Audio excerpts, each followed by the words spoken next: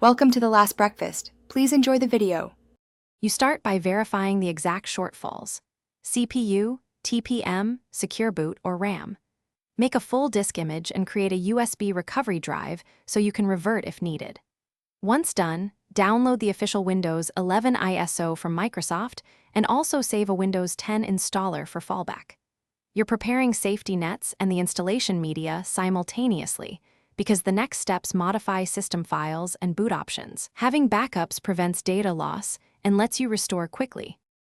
Now you alter the installer and firmware settings. Create a bootable USB and ensure it's NTFS if using large install. WIM files.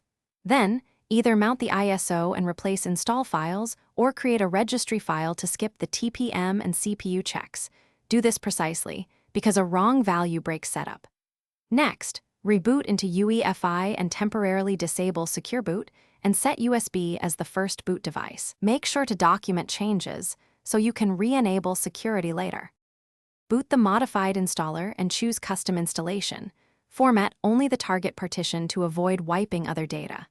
The installer will proceed without halting on TPM or CPU checks if edits were correct.